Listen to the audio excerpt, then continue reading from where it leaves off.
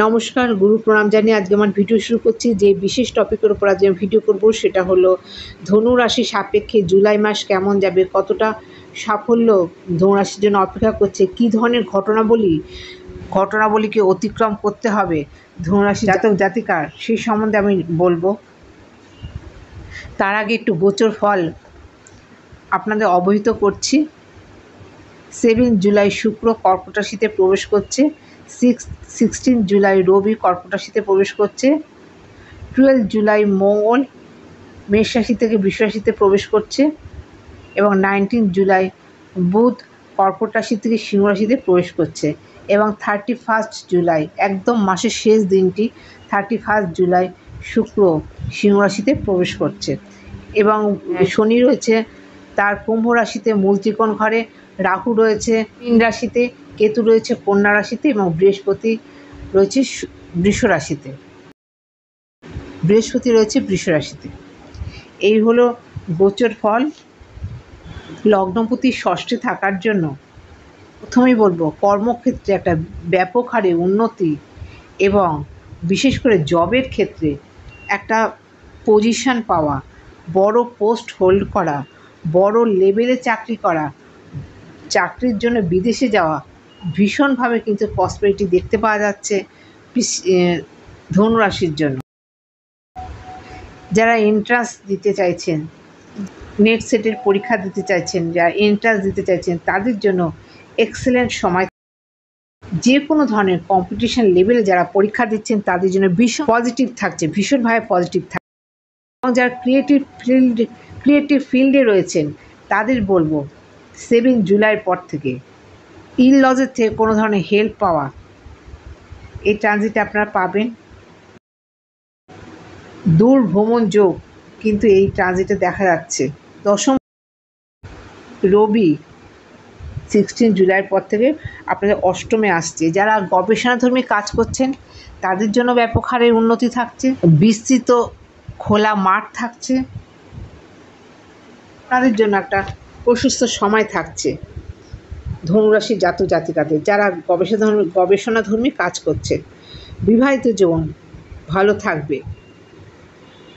আপনাদের লগ্নে বৃহস্পতির দৃষ্টি থাকছে, বৃহস্পতির দৃষ্টি আপনাদের লগ্নে পড়ছে এবং বৃহস্পতি আপনাদের সপ্তমে রয়েছে। বিবাহিত জীবন যথেষ্ট সুন্দর মাধুর্যময় থাকবে। 12 তারিখের পর 12ই জুলাইয়ের পর থেকে মঙ্গল সেখানে প্রবেশ করাতে খানিকটা মাথা গরমের টেন্ডেন্সি আসলেও সেখান থেকে একটা ভালো রেজাল্ট কিন্তু আপনারা পাবেন। যারা বিজনেস করছেন, যারা ব্যবসায়ী, তারা কিন্তু এই সময় ভালো বিজনেস করতে পারবেন। বিশেষ করে যারা ইট ভাটার বিজনেস করছে, রেস্টুরেন্টের মালিক, যারা রান্না বান্না নিয়ে কাজ করছেন তাদের জন্য বিশেষভাবে উপকৃত হবে। যারা হসপিটাল ম্যানেজমেন্ট নিয়ে পড়াশোনা করছেন, যারা হসপিটালের গ্রাউন্ডে রয়েছেন তাদের জন্য অতীব শুভ ফল দিয়ে যাবে এই জুলাই মাস। বিশেষ করে 7 জুলাইয়ের পর থেকে সন্তানের ক্ষেত্রে অতীব শুভ থাকছে। যেসব দম্পতি সন্তান আনতে চেষ্টা করছেন তাদের জন্য বলবো একটা ভালো সময় আসছে। আপনারা পরিকল্পনা করতে পারেন এবং উচ্চশিক্ষা যোগের হার বৃদ্ধি পাবে। যারা স্টক মার্কেট, শেয়ার মার্কেটে আছেন তাদের জন্য ভীষণভাবে পজিটিভ থাকছে এই সঞ্চার।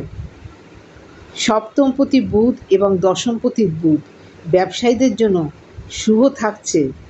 বিশেষ করে যারা মার্কেটে টাকা ইনভেস্ট করেছেন তাদের জন্য বলবো ভীষণভাবে শুভ থাকছে। যারা ক্যাশিয়ার তাদের জন্য ভালো থাকছে। বিবাহের যোগ বৃদ্ধি এই সঞ্চারে হবে। দূর ভ্রমণ যোগের সাথে সাথে যারা খনন কার্য করছেন, মাটির তলায় কোনো কাজ করছেন, যেসব মাইন্স মাটির তলার কাজ বা খনন কার্য করেন তাদের জন্য, যারা খনিজ সম্পদ নিয়ে কাজ করেন বা যারা রত্ন ব্যবসায়ী তাদের জন্য প্রবলভাবে উন্নতিদায়ক হচ্ছে এই সঞ্চার। প্রাথমিক শিক্ষা থেকে গ্র্যাজুয়েশন লেভেল শিক্ষা থেকে উচ্চ শিক্ষার জন্য এই সঞ্চার বেশি ভালো থাকছে। যারা পলিটিক্স নিয়ে কাজ করছে, পলিটিক্সের ফিল্ডে আছেন, তাদের জন্য বলবো ভালো থাকছে। তবে এই সময় মেন্টাল পিস কিন্তু কম থাকবে। অর্থ অপচয়ও হবে, কিছু অর্থ সেভিংস করতে পারবেন, কিন্তু অর্থ নষ্ট হয়ে যাওয়া, অর্থ ড্রেনেজ হয়ে যাওয়া বা নষ্ট হয়ে যাওয়ার একটা সম্ভাবনা দেখতে পাওয়া যাচ্ছে।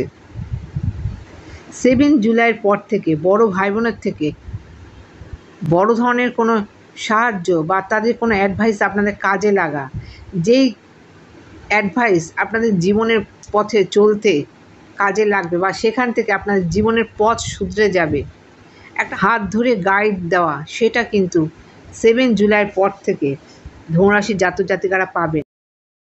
নেটওয়ার্ক সার্কেল বৃদ্ধি পাবে এবং বিদেশ যাওয়ার জন্য তো শুভ থাকছেই। সেখানে রোগ ভোগের মধ্যে লিভার ইএনটির কোনো সমস্যা আপনাদের এই সময় আসতে পারে, এদিকে একটু অ্যালার্ট থাকবেন। লিভার বা ইএনটির কোনো সমস্যা এই সময় আপনারা কষ্ট পেতে পারেন। আশা করছি প্রয়োজনীয় তথ্য আপনারা জানতে পারলাম। আজকের মতো এখানে শেষ করছি। নমস্কার।